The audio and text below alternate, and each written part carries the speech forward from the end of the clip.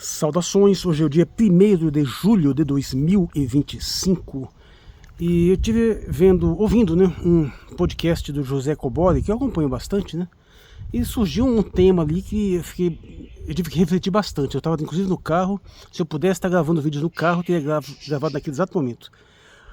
Mas a questão é que nós estamos vivendo uma encruzilhada histórica agora, nesse embate entre Ocidente e Oriente, que de uma certa forma ele meio que representa ou simula um processo histórico antigo, no qual o comércio venceu a guerra.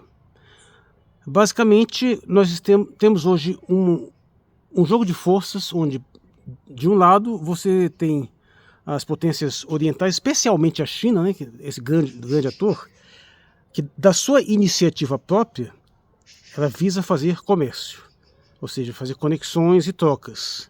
Do outro lado, você tem a hegemonia ocidental, que sempre foi baseado em guerra, sempre foi baseado em agressão. Tem esse vídeo que é a respeito da relação entre Ocidente e Oriente, no caso, relação à Pérsia. E que isso fique claro. No que se refere à relação Ocidente e Oriente, pelo menos nos últimos 500, 400 anos, a iniciativa da agressão sempre foi ocidental. E isso não mudou na contemporaneidade. É muito curioso, porque nesse programa do José Cobori, alguém tinha feito uma pergunta no sentido de que o que ele preferia, se era esse imperialismo americano que trazia a paz, e tirava das guerras, ou o sistema maldito chinês que todo mundo sofria.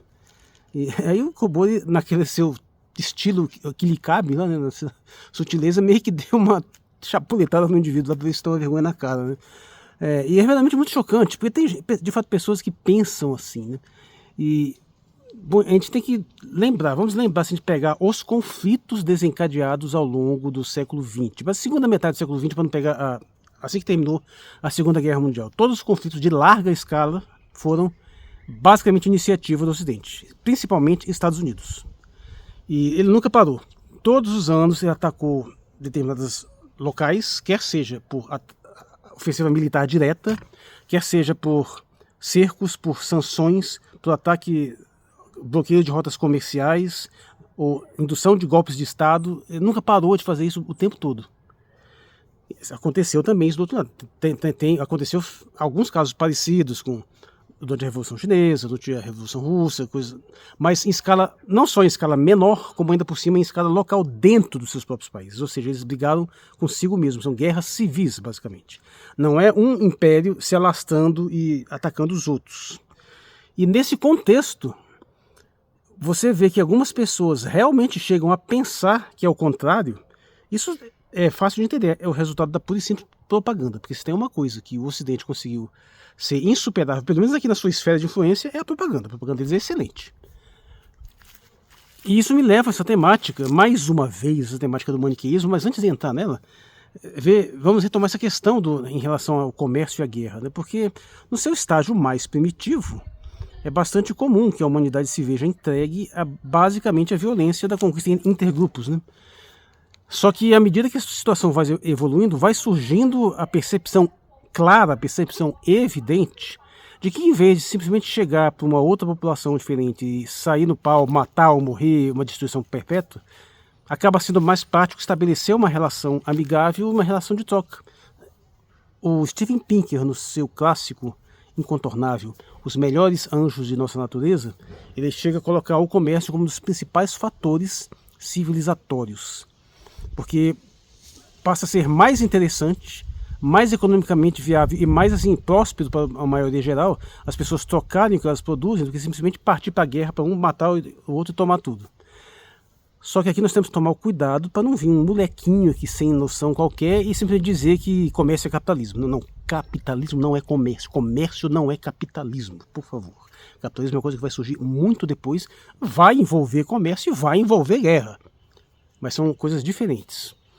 Um caso muito interessante, se a gente pegar a ideia do sistema de castas hindu, ele permite uma ilustração interessante. Você tem no topo da pirâmide de castas, você tem os brahmanes, que são basicamente sacerdotes. Lembrando que toda civilização ela é orientada por princípios espirituais. Independente de se ter uma crença transcendente ou não, a base cultural de uma sociedade sempre envolve um princípio espiritual. Na União Soviética tentaram mundanizar esse princípio e talvez seja um dos principais fatores que levou a falha dos processos e acabou tendo a sua reversão, né? A falta de um princípio espiritual ordenador. Quando eu falo em princípio espiritual, não é necessariamente acreditar em algo transcendente, é você ter valores essenciais que são necessariamente metafísicos na escala mais elevada e que orientam os demais, né? E não é diferente na China contemporânea, porque apesar da China ter um viés assim, um pouco mais, bem mais secular, né? Ela abandonou aquele processo de tentar erradicar as suas tradições espirituais. Então ela continua sendo uma sociedade fortemente pautada pelas suas visões taoístas e confucionistas, né?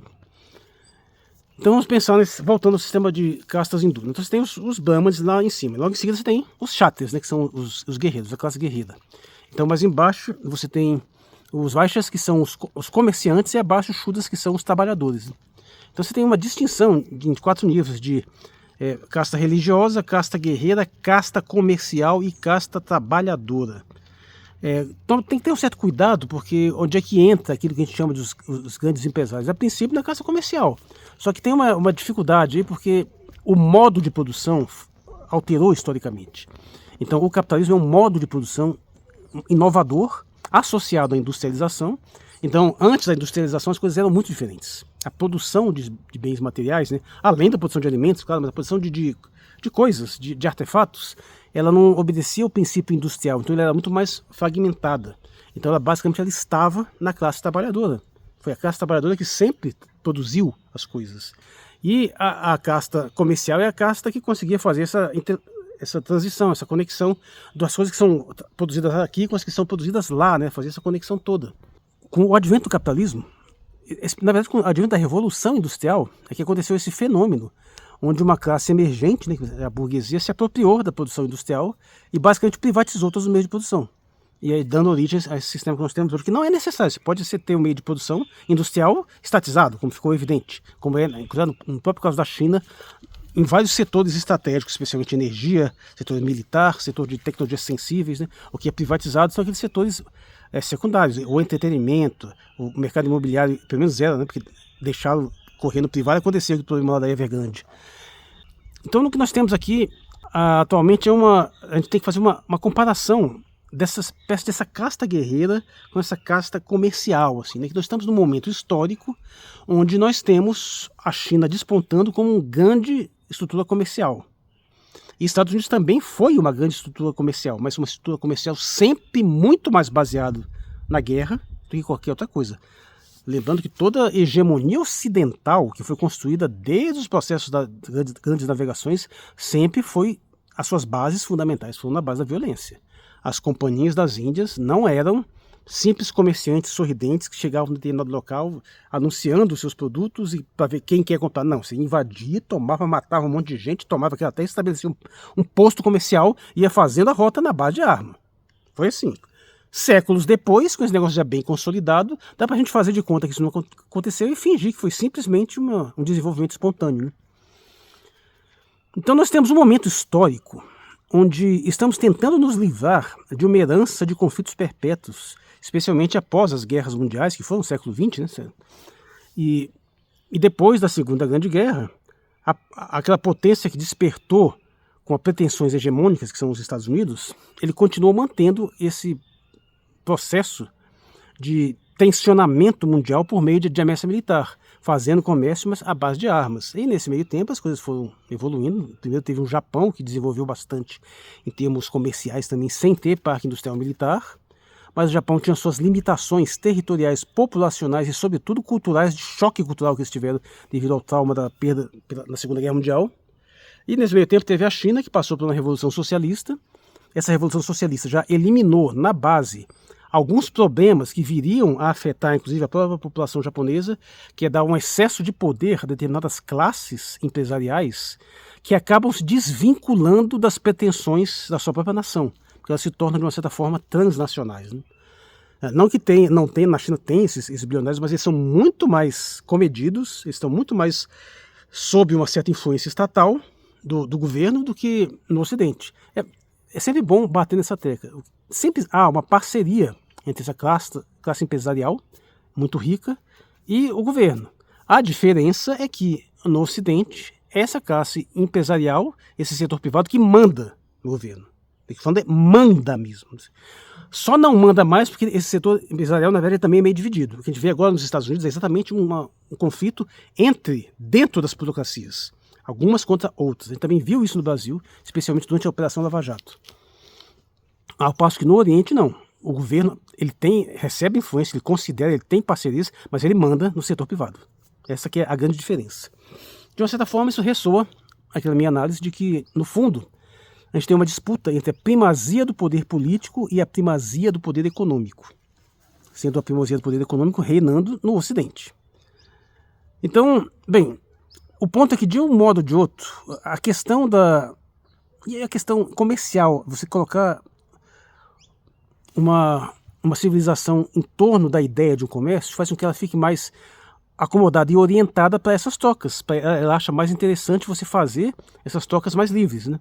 Sem imposições, e aí te levam a querer desenvolver melhor o seu parque industrial, desenvolver melhor a qualidade de seus produtos e por meio de para promover uma conquista comercial. Foi o que o Japão chegou a fazer, inclusive, né?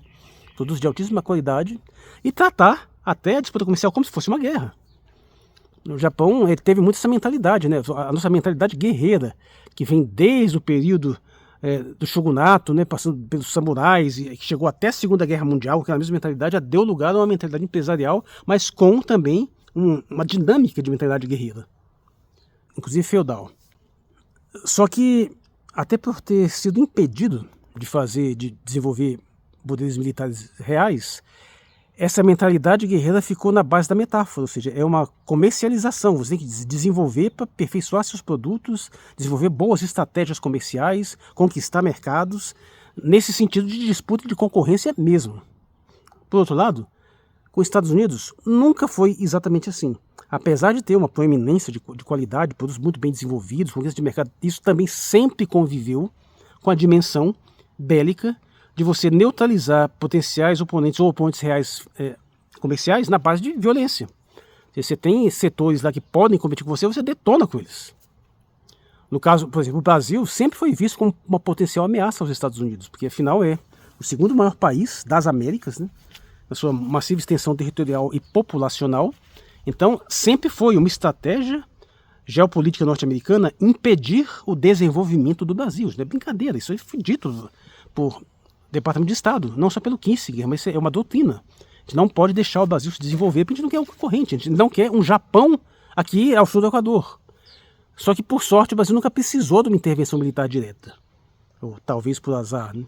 Ele sempre foi tratado na base de golpes de Estado, porque sempre teve uma casta traidora aqui dentro, uma antipátria, sempre contrária aos interesses do país, que nunca conseguiu desenvolver uma mentalidade além daquela mentalidade colonial originária de que o Brasil é só para você explorar, para você gastar o dinheiro fora. Infelizmente nós temos essa casta parasitária e antinacional aqui desde sempre, e com muito poder ainda. Só que essa casta, ela por si só, ela nunca foi capaz de fazer qualquer coisa, ela nunca foi capaz de empreender, ela sempre se submeteu ao imperialismo. Então ela sempre foi um cúmplice, um vassalo, um capacho do imperialismo que a beneficia com essa troca de interesses em detrimento do restante da população. Mas esse modelo mais bélico, mais agressivo, no Ocidente está em nítida crise. E isso ressoa mais uma vez a questão histórica. Porque por mais inicialmente poderoso que seja o poder militar em relação ao poder comercial, porque afinal você pode estar lá numa relação de troca e, quer saber? Dá essa merda aqui, passa, mete a arma e toma tudo. Essa violência originária sempre foi constitutiva. Essa questão da violência, como eu coloco, poderia ser citado uma espécie de filosofia da violência, né? Porque as pessoas às vezes perdem a noção do que significa essa violência estrutural ao qual todas se submetem, inclusive as próprias condições de um comércio, elas dependem de uma violência anterior que fundamentou algumas dessas bases para que permaneçam operando. Mas com o tempo, a sociedade vai se tornando mais sofisticada e não vai mais necessitando de usar essas bases de material direto, a não ser como forma de policiamento, né? Você passou a fase da conquista, da violência, e vem essa fase da expansão comercial. Só que os Estados Unidos nunca superou essa fase da violência.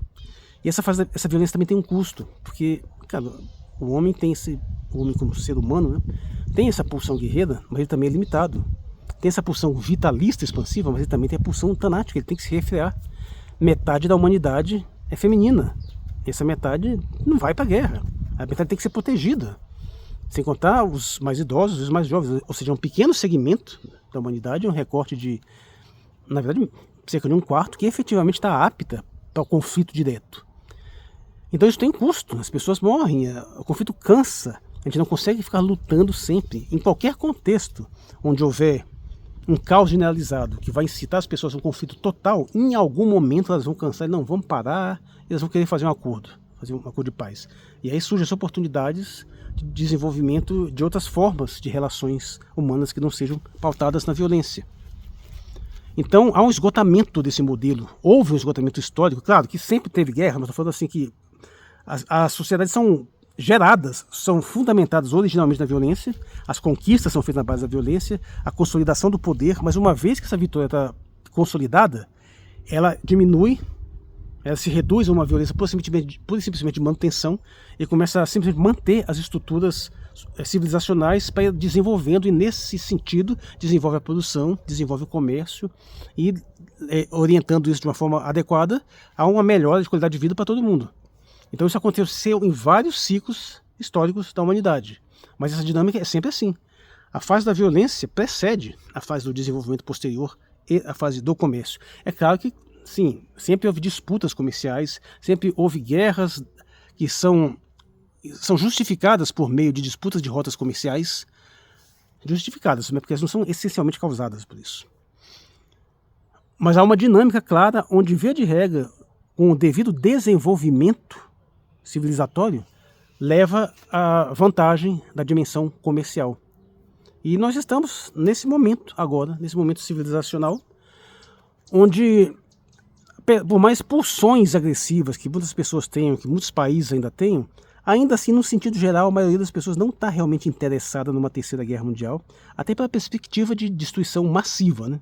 Antes era fácil você pensar em guerra numa perspectiva de que a guerra aconteceria aqui, mataria um monte de gente, daqui a pouco estaria tudo bem. Hoje a gente tem essa perspectiva de que uma guerra generalizada poderia até pôr fim ao mundo, né? Apesar de que eu tenho vídeo para explicar que é um certo exagero nesse sentido também, mas é bom ter essa perspectiva, essa inibição.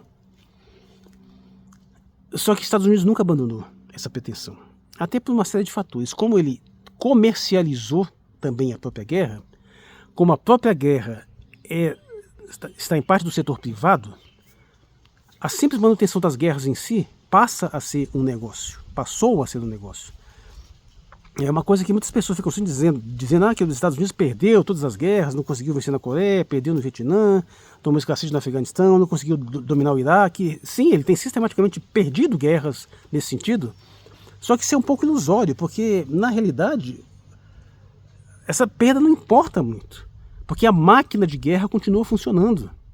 Ou seja, não importa que está tendo aquela destruição, aquele gasto todo, se você é o cara que vende as armas. Pelo contrário, quanto mais guerra para você, melhor. Você enriquece.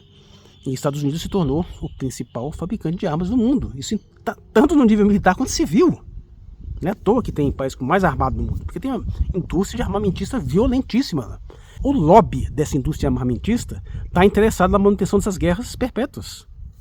Mesmo por mais destruição que elas causam, tem um segmento que se beneficia delas. Nesse momento, esse segmento está menos à vontade com o governo atual, porque o governo Trump não está tão interessado em fazer guerra, né? E aí tem outros setores também, setores que estão menos envolvidos com a guerra, que às vezes se aproximam mais do Trump, apesar de que, no fundo, Estados Unidos desenvolveu uma mentalidade belicista tão grande que praticamente tudo está associado à guerra. Mesmo o sistema de telecomunicações, internet, rede social, tudo de certa forma também que maculado pelo esse modelo da dominação, do ataque, da destruição e da manipulação psicológica, que é a pior de todas, da propaganda. E aí é que eu volto à temática. Esse modelo militar, apesar de toda a sua vantagem de tomar a iniciativa da violência, ele tem um esgotamento. Em algum momento, a pessoa não dá mais. A máquina de guerra ainda precisa de pessoas. As pessoas cansam, as pessoas voltam mutiladas. Tem todo esse trauma norte-americano de pessoas de heróis de guerra que depois ficam na merda, não estão nem aí para nada. Até porque muitos deles nem sequer são realmente baseados no exército estatal. É baseado frequentemente em mercenário. guerreiros privados, de uma certa forma. Mesmo aqueles que ainda estão dentro da estrutura de forças armadas governamentais americanas, ainda tem uma dinâmica ali, uma mentalidade privada. Quer dizer, o cara vai, faz, luta pelo seu país, no caso é conquistar objetivos para as elites aqui, né? E depois quando volta, tá ferrado, meu amigo. No Brasil seria melhor. Na maioria dos outros países é melhor, porque mesmo volta tem uma aposentadoria boa para o resto da vida, lá nem isso tem. Então isso vai desgastando. E tem um custo. E eu acho que, de uma forma geral, tanto o mundo quanto a própria sociedade americana está de saco cheio disso. Então repete-se um pouco esse modelo histórico de que, uma vez que a civilização está consolidada, você tem que abandonar ou minimizar as guerras em favor do desenvolvimento maior da estrutura comercial. E tanto o mundo globalizado, esse desenvolvimento comercial hoje é feito principalmente pela China e sua esfera de influência. Mas não só, a Rússia estava interessada em fazer isso também, até que foi agredida pela OTAN naquele processo todo que levou à guerra na Ucrânia. O Irã estava disposto a fazer isso também, até que foi agredido por Israel, a mãe dos Estados Unidos. A guerra da Ucrânia também é a mãe dos Estados Unidos, que agora depois ainda quer encrencar com Taiwan, que é outro lado do mundo tomar as coisas dos outros. Então nós estamos nessa encruzilhada. E aí tem o grande problema, que a situação sempre pode desandar e degenerar para uma guerra generalizada. Isso pode acontecer. Eu acho até pouco provável, mas pode. Só que agora nós temos, além de ter esse risco maior de uma destruição muito mais violenta, graças ao surgimento de armas cada vez mais potentes, né? E nem se sabe se não tem alguma coisa ainda pior aí que tenha sido desenvolvida e que a gente nem está sabendo. Mas nós temos também o problema do advento da inteligência artificial, de modo que ele pode escamotear aquele fator humano que causa o cansaço da guerra. As pessoas não querem mais lutar. Mas se você conseguiu desviar isso tudo para máquinas, para sistemas automáticos, onde você pode continuar promovendo ações militares agressivas contra seres humanos, né, por meio de máquinas. Ou seja, você nem precisa mais de tantas... Sempre vai precisar de pessoas. Né? Ser humano fica totalmente obsoleto. Mas precisa de menos pessoas. Pessoas até mais especializadas. Ou seja, você já não vai precisar mais tanto daqueles soldados de famílias mais pobres, de origem mais pobre. Então isso também tem essa preocupação. O problema não é a ameaça da inteligência artificial, não. Meu Deus, eu tiro essa idiotice da cabeça. Eu tenho uma live inteira para isso. As máquinas vão se revoltar. Não, isso é palhaçada. O problema é exatamente o uso maléfico, perfeitamente humano, dessas inteligências artificiais a favor de coisas totalmente anti-humanas no sentido mais profundo do termo. Então nós estamos nessa encruzilhada. E temos que torcer para que vença a mentalidade de que é mais interessante e mais digno fazer trocas comerciais do que simplesmente agressões militares. Não que vá acabar totalmente, sempre vai ter uma ou outra, mas é uma questão de proporção. Bem, eu toquei bastante nesse assunto no vídeo a respeito da relação entre Grécia e Pérsia, né, representada no vídeo 300 de Esparta, e as suas associações com a modernidade, mas eu gostaria de, mais uma vez, bater nessa questão da mentalidade maniqueísta. Né?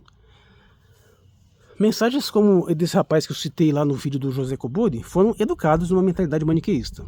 A mentalidade maniqueísta que é cultivada em filmes, em desenhos animados, histórias em quadrinhos, em livros famosos, e que vê essa perpétua luta entre o bem e o mal, que já é uma visão simplificada e deletéria mesmo no universo da fantasia. Mas o universo da fantasia permite algumas alegorias que tornam isso mais tolerável. Por exemplo, você pega um Tolkien, você tem lá os humanos, e os humanos enfrentam monstros, né, monstros que na versão original nem sequer eram obtidos por reprodução, eram criados por magia negra, eles vinham da Terra. E outras entidades malignas, né, tanto que você elimina lá, ou um anel desaba tudo. Ou seja, é uma essência maligna que pode ser combatida de uma forma muito direta, sem ônus moral. Ou você pode ver, por exemplo, naquela cena de episódio 1, que você destrói lá aquele centro de comando da Estrela da Morte, todos aqueles robôs caem, né? Então fica fácil nessas narrativas ficcionais você atrelar melhor essa imagem de que há um mal essencial a ser combatido sem um ônus moral, porque se você combate aquele mal, destrói aquele mal, você não está fazendo mal a ninguém, né? Você está simplesmente eliminando o mal em si, é a luta contra o mal. Só que no mundo real não existe isso. No mundo real não existe mal essencial. E esse discurso tenta ver o mal essencial no mundo real. Portanto, aquelas pessoas que são vistas como inimigas, não se considera que elas estão fazendo o que estão fazendo porque foram agredidas, porque estão passando fome, porque estão desesperadas, porque têm uma motivação. É porque elas são más. E aí nós vemos situações que já não bastasse o presidente norte-americano, não estou dizendo nem desse, mas alguns anteriores, que falavam abertamente guerra do bem contra o mal, mas nós vemos pessoas que vão chegar diante do genocídio na Palestina. E o desgraçado vai ter a cara de pau de dizer que existem os bons e os maus, né? E que os bons são os israelenses, os outros são os maus. É claro que os maus ainda vai tentar fazer uma manobrazinha assim para dizer, não, mas não estão falando da população, não estão falando dos terroristas. Manoel Gale vai e massacra todo mundo ao mesmo tempo, não tá nem aí, não faz nenhuma distinção. Lembra do meu vídeo que eu falei sobre aquele post daquela imagem sórdida da Carla Zambelli, que é vagabundo fugiu, né? E vagabunda mesmo. Fugiu. Fez aquele post absolutamente pérfido, criminoso, hediondo, de colocar os palestinos como ratos. Ela não colocou o ratinho com a bandeira do Hamas. Ela colocou com a bandeira da Palestina. E a águia americana e israelense lá combatendo o mal. Pois é, essa mentalidade horrenda que sustenta esse pessoal. E hoje nós vemos as pessoas que mais falam em Deus, que falam em povo escolhido, legitimando essas atrocidades, para você ver o estrago que essa mentalidade faz na cabeça das pessoas. Eu sou Marcos Valério XR, no dia 1º de julho de 2025. Muito obrigado por sua atenção.